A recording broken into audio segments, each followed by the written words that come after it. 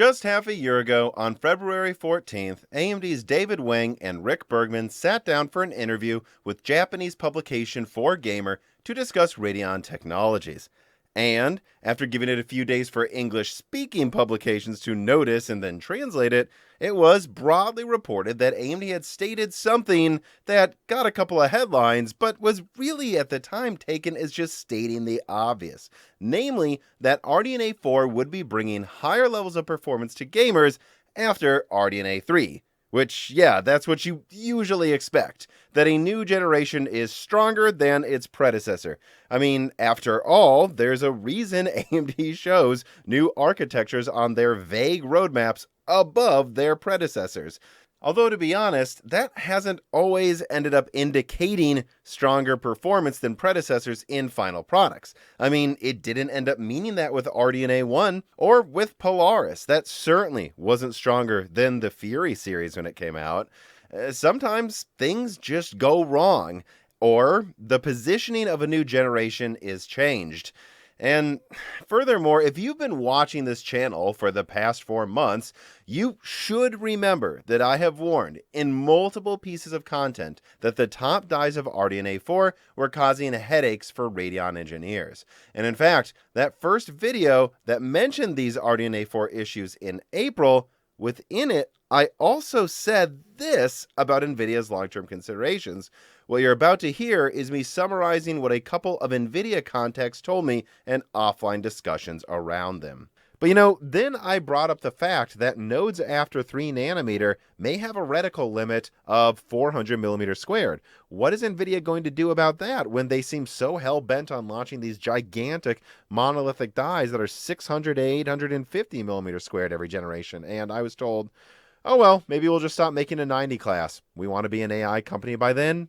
Anyways, you know what? If you want the best, pay a crazy amount. If you don't, get our more efficient mid-range cards that will have better software. That's how Nvidia sees it. You see, sometimes companies, including Nvidia, have a change of priorities with a new GPU generation if they think there is far more money to be made in other sectors at that time, besides gaming, or if something just goes wrong, like with the case of Vega or Fermi. Which, actually, in the case of Nvidia's Fermi generations, Nvidia rushed out a fixed architecture, the GTX 580, just 8 months after the launch of the infamously horrible GTX 480. It was just 8 months later. You almost gotta wonder if Nvidia just shouldn't have bothered launching the GTX 480 if they knew they could have a proper flagship ready with an updated architecture in under a year. Seems like that was kind of a waste of money, wasn't it? And of course, there's a reason I open up this video with all of those examples of things like Fermi, Polaris, RDNA 1, and of course recent leaks from me regarding RDNA 4 issues, and even Nvidia considering exiting high-end GPUs if they become too expensive for people to stomach long term. It's important for understanding how the next 4 years of graphics cards could develop. And although I remembered all of these things while I was trying to enjoy a vacation in Maine over the weekend, my phone exploded with chaos after a few tweets popped up, and it seemed like a lot of people freaking out over those tweets did not remember all of those things I just mentioned. I mean, honestly, where were the insane headlines and outrage when I leaked that Nvidia was considering quitting manufacturing truly high-end GPUs eventually? And I don't say that to poo-poo the worry that's out there. I get why some gamers may be very worried by what's being rather carelessly speculated on into oblivion right now. Now, I bring up that Nvidia possibly exiting high-end musing because I'm just confused why gamers wouldn't freak out about that even 10% to the degree that I've at least seen people freaking out occasionally right now over what's going on with future RADEON products. But anyways, yeah. The first thing I did after getting home from vacation this week was to start looking into not only the validity of the claims being made about RDNA 4 right now, but also to try to get the whole scoop, the bigger picture of what's going on, because at least I've always felt that simply dropping a bombshell with zero context can really stir up a hysteria that's, well, in my opinion, just that, hysteria. And so, well, I will warn you now that I don't have all good news to communicate today. I do have a lot of news, and not all of it is bad, especially not when you take a step back and look at what AMD's overall game plan could be here with RDNA 4 and RDNA 5. We've seen this before out of Team Red, people, and it actually has turned out well before. In fact, instead of getting into the weeds of what's going on with tons of quotes on screen, the contrarian in me thinks that I should instead open up with the good news, which is the news that all of you probably clicked on that thumbnail to hear, so let's just start with it. There has not been some master decision made at AMD as of now to never make high-end GPUs again, nor to cancel RDNA 4 desktop completely or something. And in fact, AMD is not leaving the high-end because they don't care or something. It's just more complicated than that, and there are a couple of things that really aren't quite set in stone yet that I want to talk about, including leaking when you'll be able to use FSR 3.0.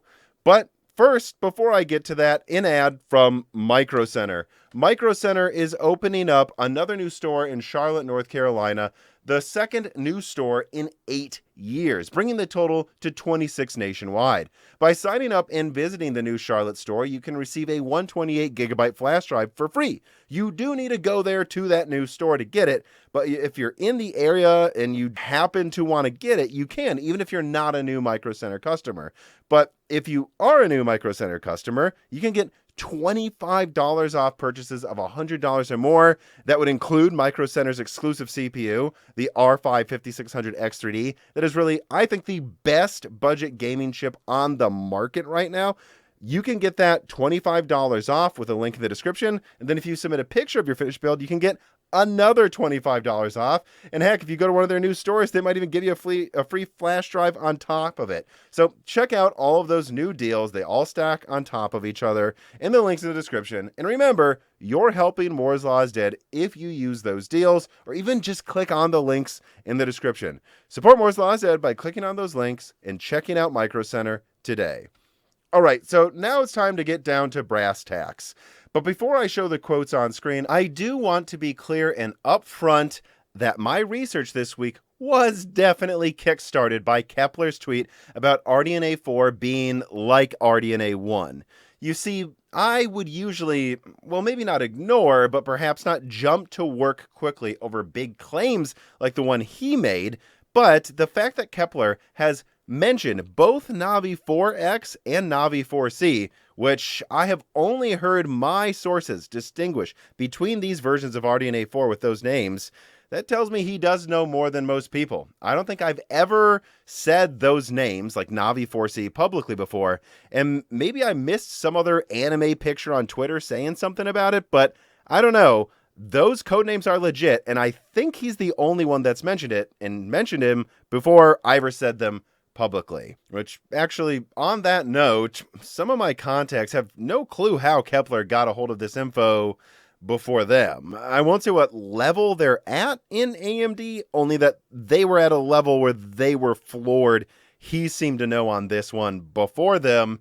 And while that you could say that's just me giving credit where credit's due, the actually pragmatic thing to say about it is that means this was a very, very recent decision, people. And again, we have to remember, just a few months ago, people at AMD were talking publicly about RDNA 4 raising performance. So I don't think this decision to shake up the overall strategy with RDNA 4 and RDNA 5 that I'm about to communicate to you was made even 3 months ago. It was a very recent decision, but I'm completely dancing around it for far too long now. Let me throw the results of all of the research I've done this week with some of my best sources.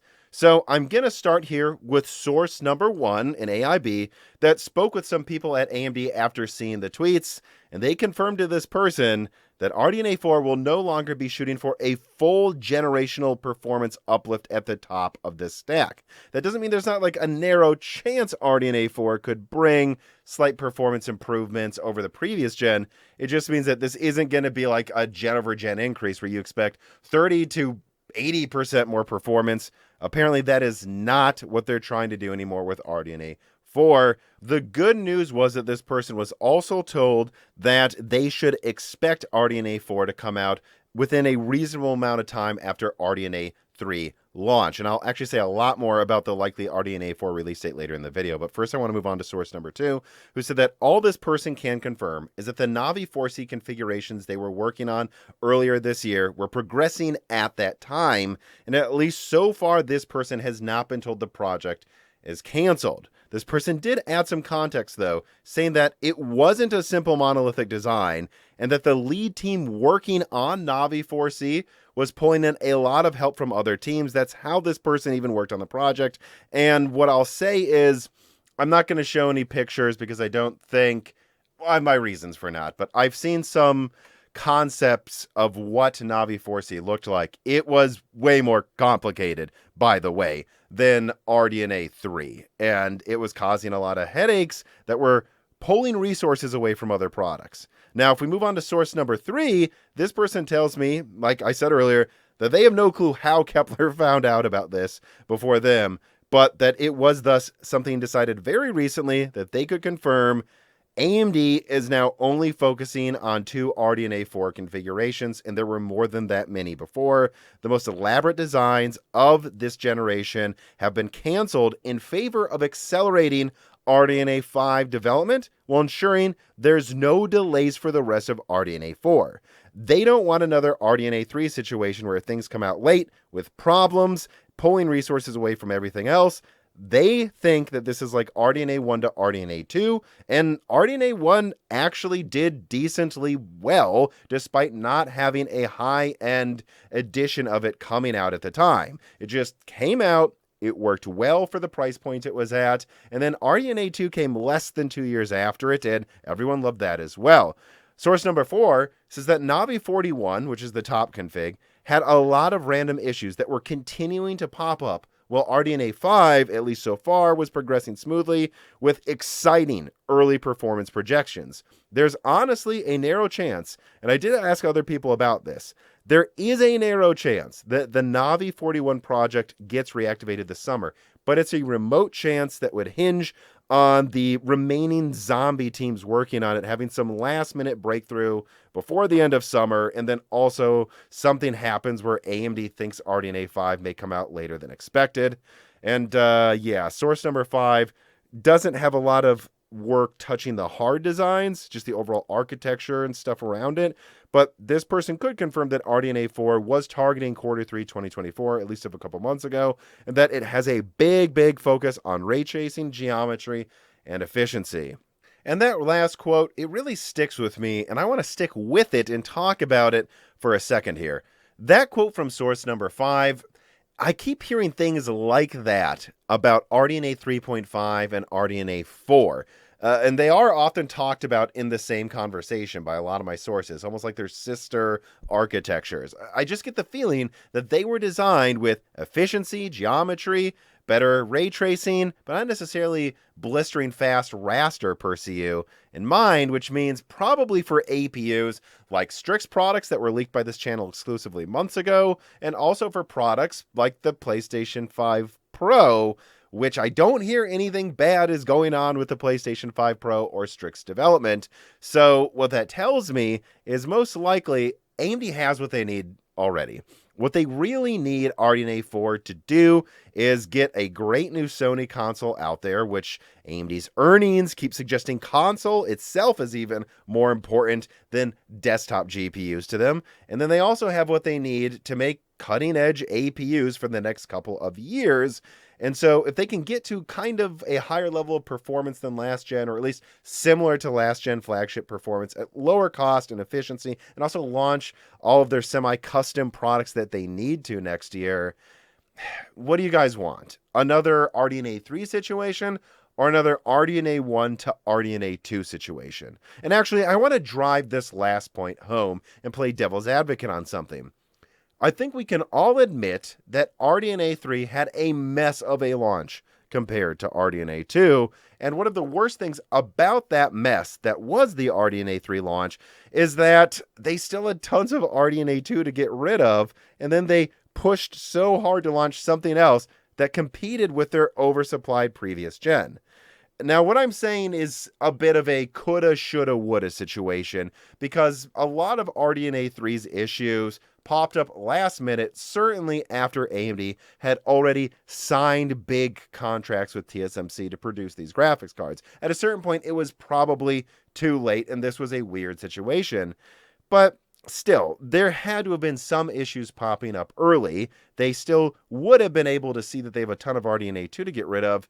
And I just wonder what would have happened in an alternative universe where AMD decided early 2022, you know what, we're actually maybe going to keep Navi 33 as a replacement for low-end long-term on 6 nanometer, but we're axing the upper dies, and we're going to actually transition into a 4 nanometer RDNA 3.5 generation in 2023 that is a fixed version that's just better than what we could launch this year, and we'll just get rid of our RDNA 2 cards over the Christmas season. And well, that would have probably meant that Nvidia wouldn't have felt pressured to unlaunch the 4080 12GB, and also they probably would have charged $700 for the 4070.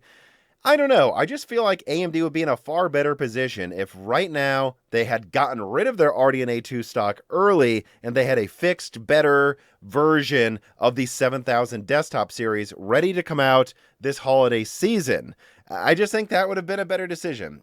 Again, it's a bit of hindsight as 2020 on that, but I do think that alternative universe is what AMD is looking at would have been better before and thinking is probably the right decision to make this time with RDNA 4 to RDNA 5. And actually, now I need to talk about why this might not make as much of a difference to when you can get a new high-end card as you might think it would. So, on the note of Nvidia's next GeForce generation, I am not hearing that there are absolutely any issues with the RTX 5000 series or any TSMC node that would prevent Nvidia from launching a new generation at the end of 2024. But it still wouldn't surprise me if Nvidia decided to push back that launch to get rid of Ampere and Lovelace oversupply. And so from that perspective, think about it this way. There's a real chance that AMD may launch an RDNA 4 generation that is like previous gen flagship performance, but just better in every way late next year before Nvidia's even launched the 5000 series, and that will still improve competition. And then in 2025, maybe Nvidia launches the RTX 5000 series, and then right after that, AMD launches an RDNA 5 flagship that does compete with the RTX 5000 series. That's what happened from Turing to Ampere and RDNA 1 to RDNA 2. Turing came out, RDNA 1 canceled its high end, but it still came out before Ampere, and then the flagship 6900 XT launched like a month or two after the RTX 3090, and therefore basically still was there to compete in the high end. What's being communicated today, and although I can't promise anything about it, is not that AMD will not have competition for Nvidia's next high-end generation before Nvidia launches a 6000 series.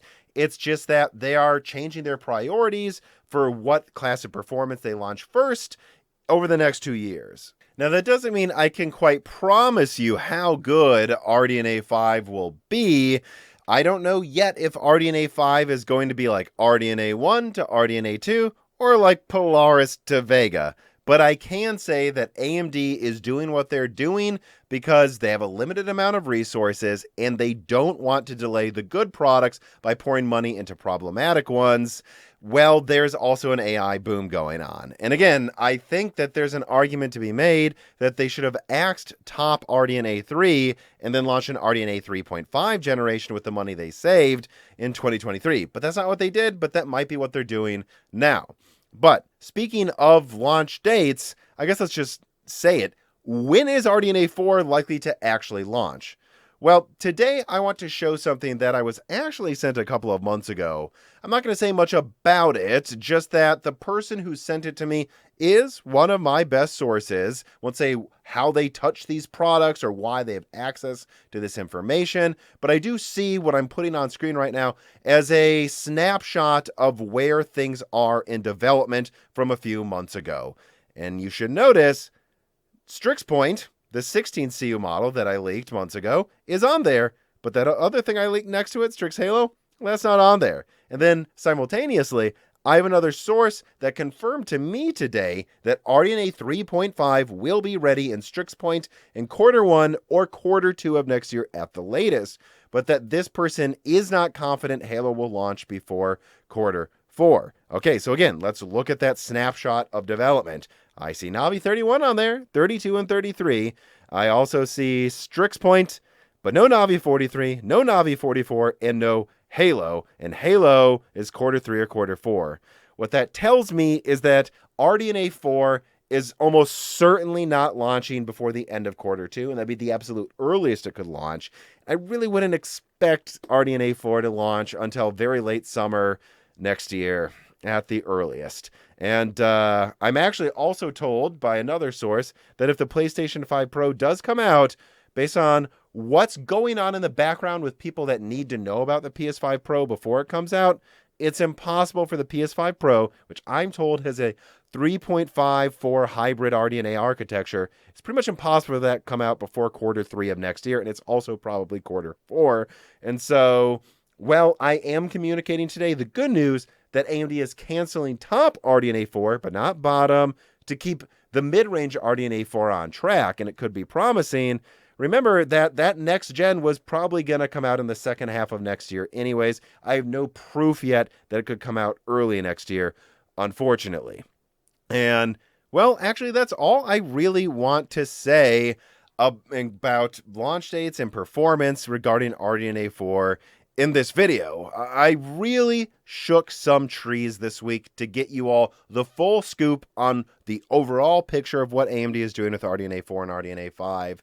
But I'm not done. I'm still waiting to get more details out of other people who haven't responded with everything they think they will learn to me yet. And so I'm not going to talk about exact performance or specs because I think I'll know far more information about that stuff soon. And so that's going to do it for this part of the video.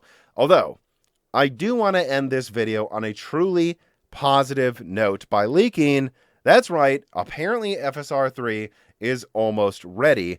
I am told that it will certainly launch by Q4 and that the plan is to hopefully have it launch at or at least close to the Navi 32 product launches next month. And so it's not all bad news at AMD. Stuff is progressing along and they have new things coming out. Some things like FSR 3 is coming soon. Don't think that AMD is abandoning high-end gaming forever. They're not.